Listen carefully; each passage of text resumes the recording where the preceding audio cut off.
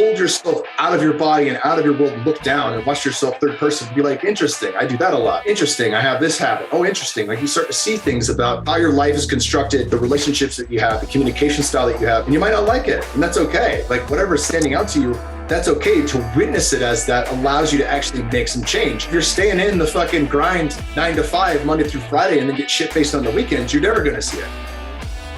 I love that you mentioned the Eros energy. This is not something that we've really discussed terribly much on the show, but I have experience with it through a friend of mine, Kimmy Inch, who does a lot with Eros energy and through Tantra and through kink and all of these other things. But I love that you mentioned it. And I want to kind of dive into that a little bit for guys, because you're right. The Eros energy is very palpable and it's powerful in our lives, but we kind of disregard it. And a lot of times we put that to the side. Guys in particular, I believe, don't really have as much awareness to interact with it and then leverage that in their life. And like you said, you were following it, you just didn't know it.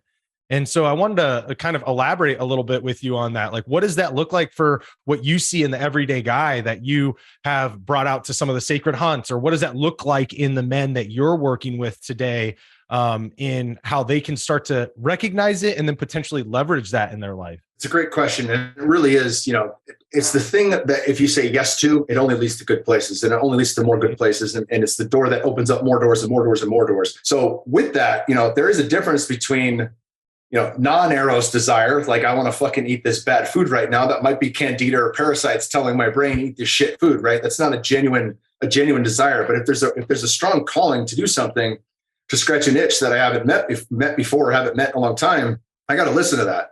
And I had a journey with ayahuasca right when I retired from fighting, and it told me the exact same fucking model. I said, what do I do now? And it said, you don't need to worry about that. Just keep learning the things you're interested in. Just keep following your desires. Just keep reading the books you're interested in.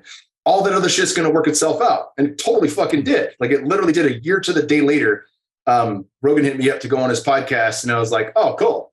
Go on Rogan's podcast. It was like fucking talk fighting, ayahuasca, all the things, books, keto diets, fasting. And, he's like, start a podcast. I was like, yeah, you say that to everybody. He's like, no, you got a lot to say. You should start a podcast. And then it took me another year to actually have the balls to do it.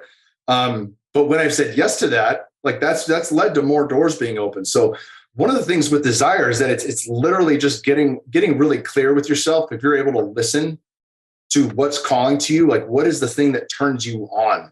And saying yes to that and knowing like, does this, our friend Anahata has a great way of wording things. Will this leave me more whole than when I started? Right. If I can answer yes, if this will leave me more whole than when I started, then it's a full fuck yes. If there's any no involved in that, like alcohol, for instance, great time that night, maybe not a great time the next day.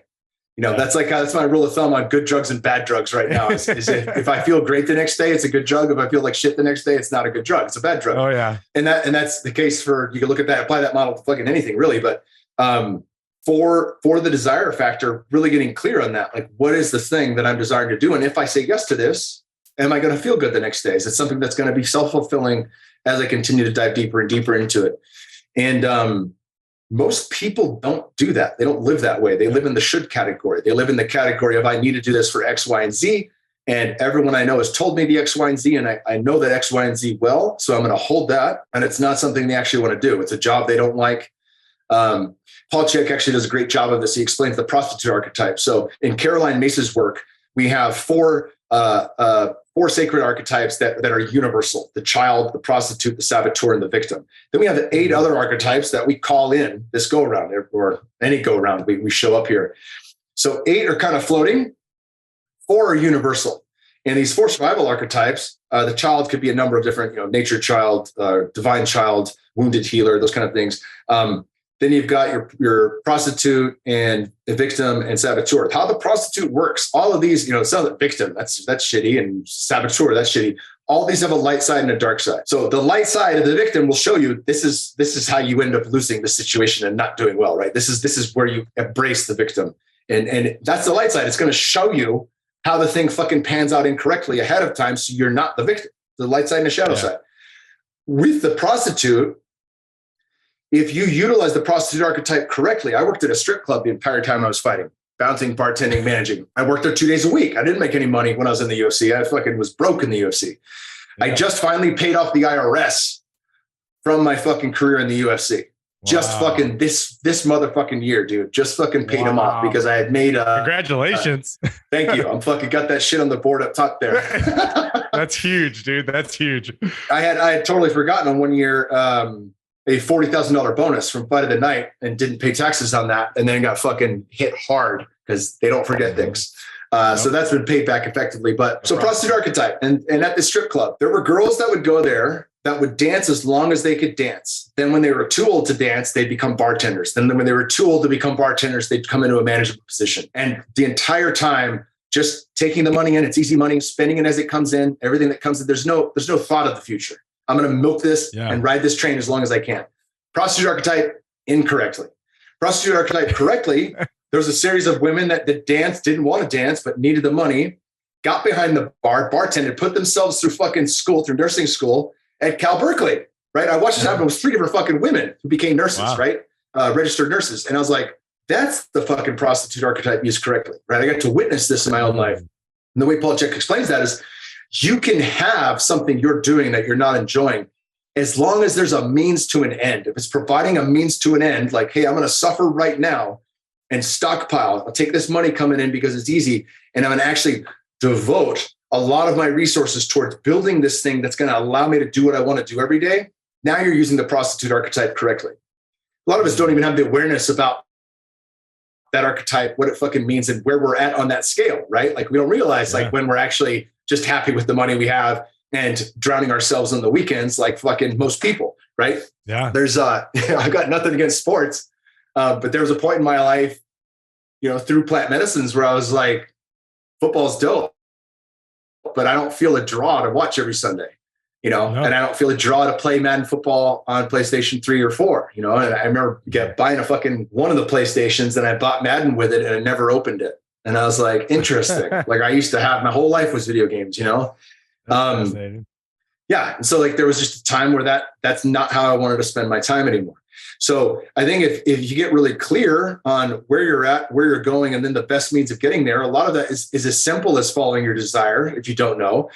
And then also understanding like, hey, this can't be a means to an end. And I can't keep numbing myself through fucking entertainment, football, fantasy football, fucking video games, porn, whatever the thing is.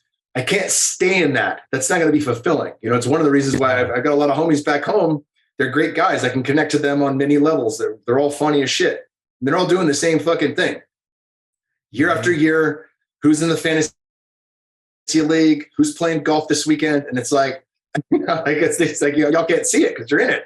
They're too close to it. So I think a lot of people become comfortably numb.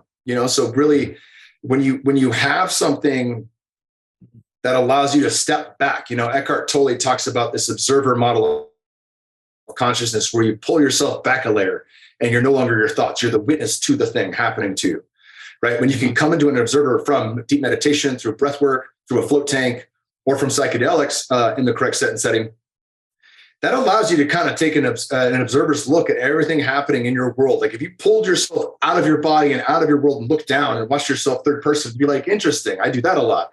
Interesting. I have this habit. Oh, interesting. Like you start to see things about how your life is constructed, the relationships that you have, the communication style that you have, and you might not like it. And that's okay. Like whatever is standing out to you, that's okay. To witness it as that allows you to actually make some change. If you're staying in the fucking grind 9 to 5, Monday through Friday, and then get shit faced on the weekends, you're never going to see it. Yeah. Yeah. And I love that you said gauging, like to help find that desire, help find that eros. It's like, hey, gauge it, whether that activity is going to make you more whole later or tomorrow, or if it's not. And I think that's a beautiful way of putting it, that guys can really have a tangible takeaway right there in every moment before they're going to act. That's a question that they can give themselves. And I love that. And the other thing that I wanted to ask you about, because we find a lot of guys in, obviously it's the art of masculinity. So I'm focusing on men, but a lot of people, but I find even women, but majority men I see today love to play, maybe more so because they're trained to play this, but play that martyr of like, well, Kyle, I got to sacrifice everything. I'm expected to sacrifice. So what is it for me to even want desire? Right. Or like, is that effeminate for me to want desire? Or is that selfish? Like, how about that shit? Right. Yeah. Well, I mean, look, we want to optimize the self. We all have masculine and feminine, and some of us turn off the feminine. The feminine is, we all have yin and yang, right? What is the yin? How does the yin operate in a male body? It operates the same way in the fucking female body. It's the listening, it's the receiving, right? It's the quiet center, right? And if I'm not engaging with that part of myself, it's very hard to get clarity, because now I'm in either doing all day long instead of being. I can't push pause, or my mind is ravenously doing. Even if I'm fucking sitting here, if I'm constantly talking like I am right now, or writing or reading, taking something in, that's only masculine, right? If I can't push pause on that, there's no way to see beyond the periphery. There's no way to see what's happening from a deeper layer of understanding. That only happens through the listening that happens in the feminine. And plant medicines are great at teaching you that. There's a sweet surrender that can happen with ayahuasca, and there's a fucking stern grandma whoop your ass forced surrender. And you get it either way, right? That's the beautiful thing, is that you can take this. I had a friend who told me, all these medicine, how did she word this? All of the rememberings that are going to take place while you're here happen through grace. You decide what flavor it is. It's Layla Martin, sex expert, fucking rad, super cool. So all this stuff's going to happen through grace. You're going to get it no matter what, basically. You decide if it's spicy. You decide if it's fucking palpable. You decide if it's sweet, right? And it's so true. Like how we come to accept what is, how we come to surrender into the flow of what's happening, and the flow of our experience in life, and the flow of our experience on a psychedelic medicine, and the flow of our experience in a float tank, whatever the case is. The more we give into that, which is feminine, and be in a state of allowing, the easier that is to move through us. And the only way through is to go fucking head first, right? The Native American buffalo wisdom is one of my favorite ideas. Like the buffalo doesn't run from the storm. It knows the fastest way through is shoulder to shoulder with the herd, head first into the fucking storm. That's the fastest way out, is to go straight in, right? Yeah. And the same goes for our fear. The same goes for our lifestyle design. The same goes for a deep and honest review of what's working and what isn't. Like, you got to fucking look at it. And when you can do that objectively, with the help of an altered state of consciousness, that certainly allows us a deeper view of what's happening. But it is actually sitting with that. It is actually surrendering to it. It is actually all these feminine practices that allow us to say, fill me up with what I'm hiding from. Fucking let me feel it all right now. And then through that, we can say, okay, cool. How do I want to change going forward? Yeah. And as you're pointing towards plant medicine too, I think I've incredibly powerful stuff, and I've used quite a bit of it on my own, and to break down the barriers of the ego that typically block us from receiving all of this that you're talking about, and kind of accepting it, that it's an assist in doing that. So you then can allow those things to happen in your body. Right. Yeah, absolutely. And no one thing heals you completely. There's no fucking. No.